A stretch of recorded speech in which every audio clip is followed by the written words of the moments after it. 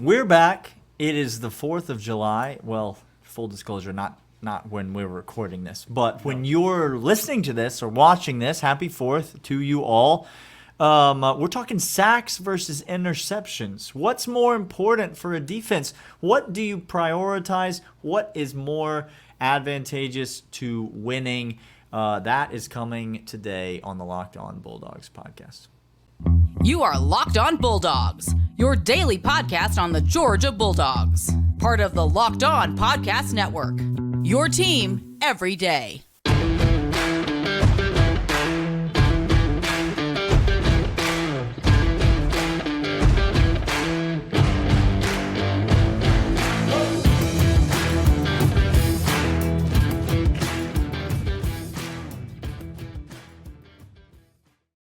Welcome back to Locked On Bulldogs, part of Locked On Podcast Network, your team every day. Thanks for making us your first listen every single morning. We sure appreciate it.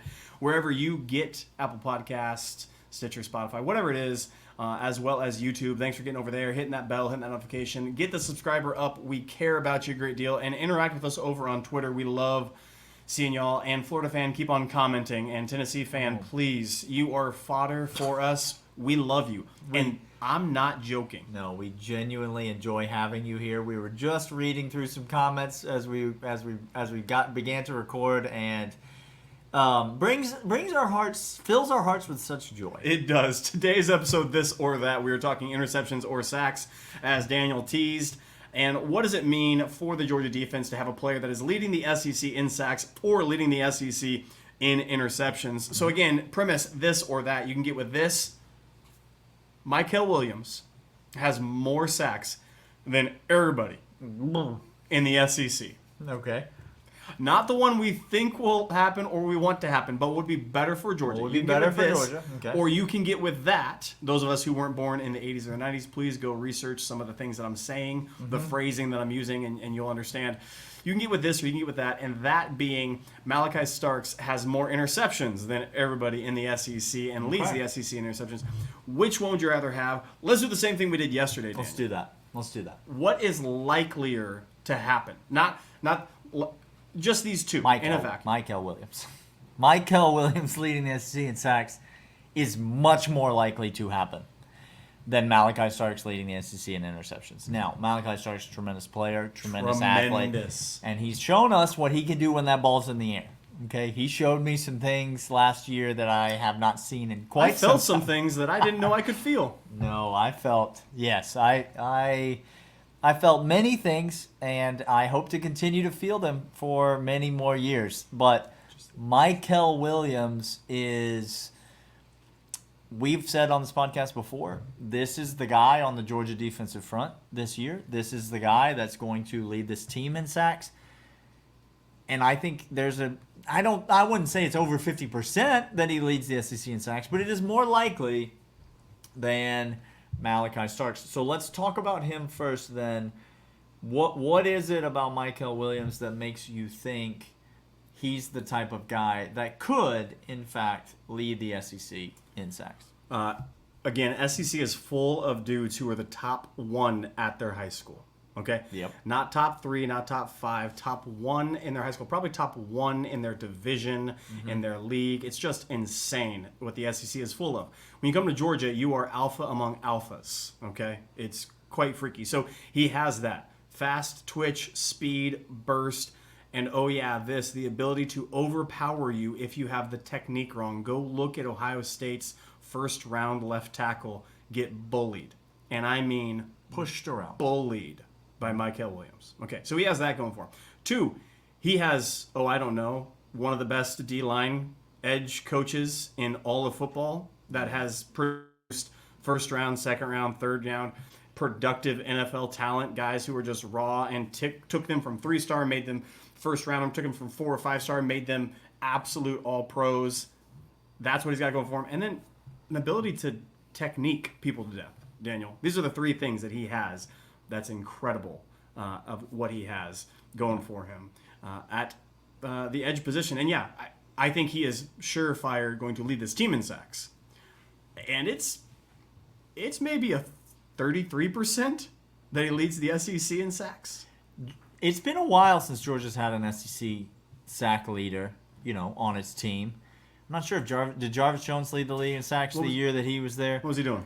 But Georgia hasn't had that guy in a little bit, but Georgia's got some really talented dudes rushing the passer this year, and Michael Williams is absolutely a freak of nature. So let's talk about Malachi Starks when we come back right after this.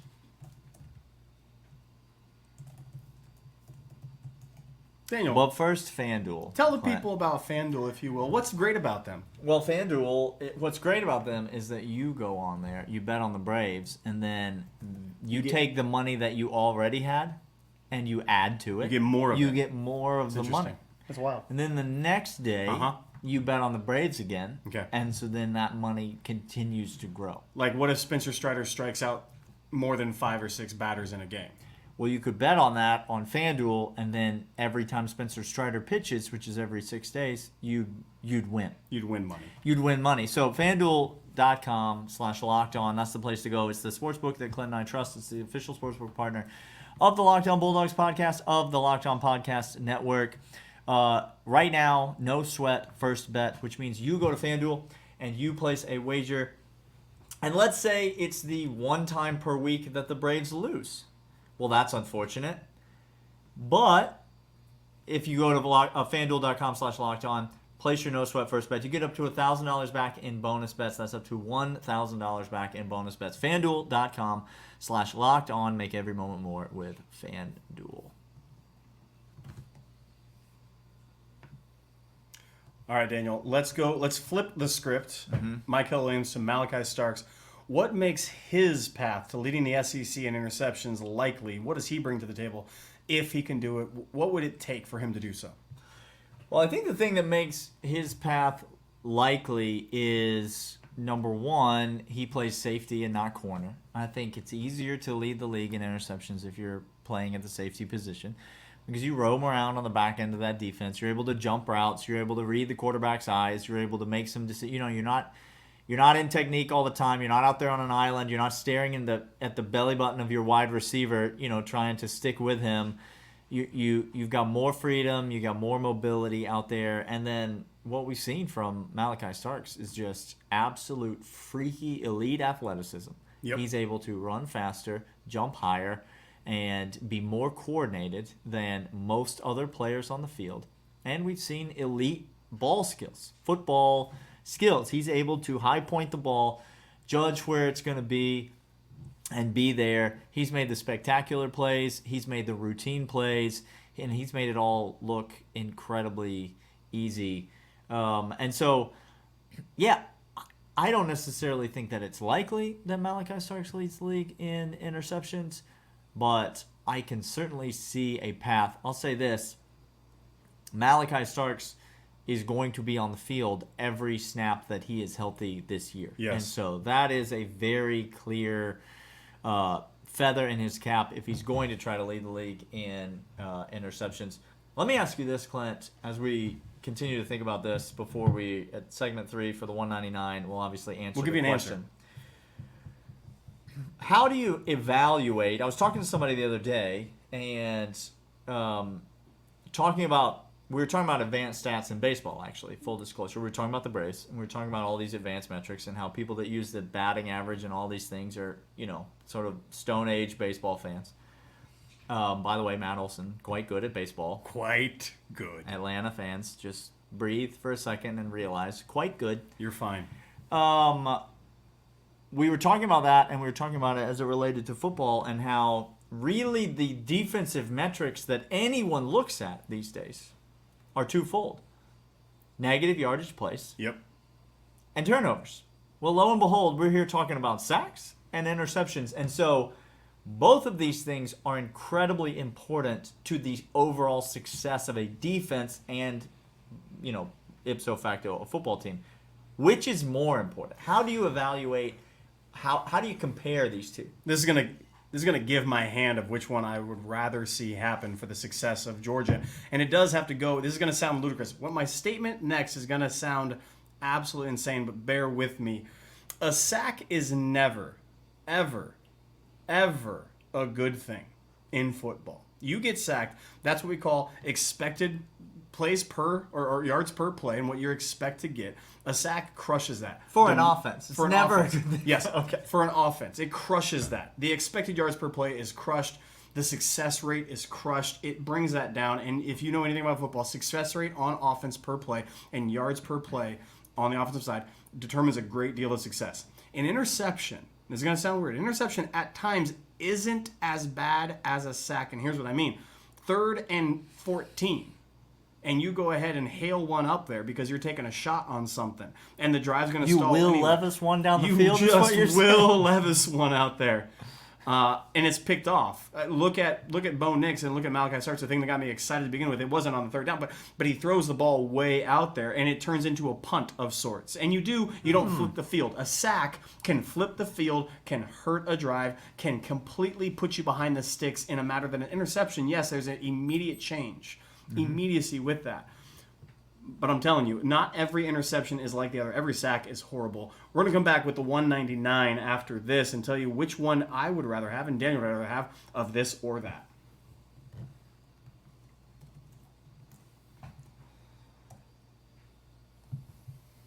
All right, so this or that, you can have Michael Williams leads the SEC in sacks.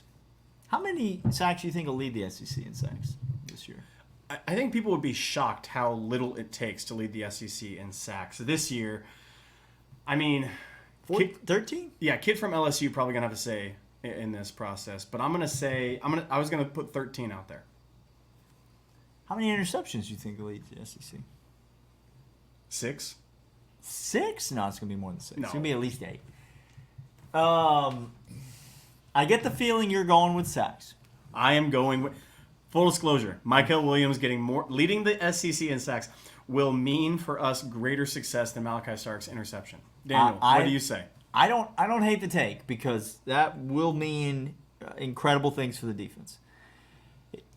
Because that doesn't happen on an island, right? It doesn't happen it means there's chaos in the backfield on every play. It means there's penetration through the offensive line. It means there's probably multiple guys running free.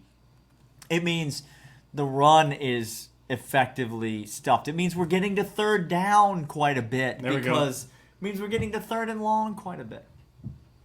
I'm going to totally disagree with you, though. I'm going to go Malachi Stark's interception because while everything that you said about the interceptions and the sacks was true, Okay. what you didn't say is that it's possible to get sacked and then score a touchdown. It's not possible to throw an interception. I mean, you could get a pick 6 the next play, but it's practically speaking, it's not possible to throw an interception and then get a touchdown. In fact, when you turn the ball over, turnover margin, I think the most important stat that can be tracked for an offense or a defense for a football team.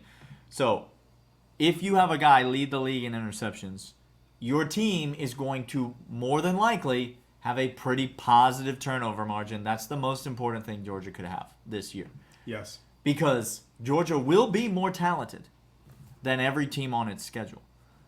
The way that Georgia loses some of those games on its schedule is by turning the football over, by losing the turnover margin. And so if you have a guy lead the league in interceptions, you go a long way towards winning the turnover battle, which I think basically solidifies all of these wins for Georgia. But not only that, when you get an interception, what do you typically do? What do you typically see an offense come out and do on the next play? Real skittish. They take their shot. Like that, our offense comes out, takes shots down the field, much more aggressive, loves to like go for the throat after that. And then you get quarterbacks, to Clint's point, that you get quarterbacks against us who don't want to put the ball up downfield. Now all of a sudden they're holding the ball a little bit, and here comes Michael Williams around And the edges. avalanche comes. It all works together. The sack man cometh. I think we can agree both of these things would be fantastic for Georgia. You're taking the Michael Williams Yeah. sacks. I'm taking the Malachi Starks interceptions. Which is odd for me because Malachi Starks can do no wrong in my eyes. These are two of our favorite players on Georgia's roster. Correct. It is a joy to talk about these guys. It's July. Mm-hmm. Say more. The next month from now is August. And what happens in August? College football. That's what happens. Starts in August. That's what happens. Okay. And then shortly after that, in early September, Georgia plays its first game, and Michael Williams and Malachi Starks will take the field. And we will be with you every day leading up to it here on the Locked On Bulldogs podcast. Thank you so much for subscribing, for downloading, for watching the show, for leaving us a comment. All of it is greatly appreciated, and we will be back tomorrow with more. See ya.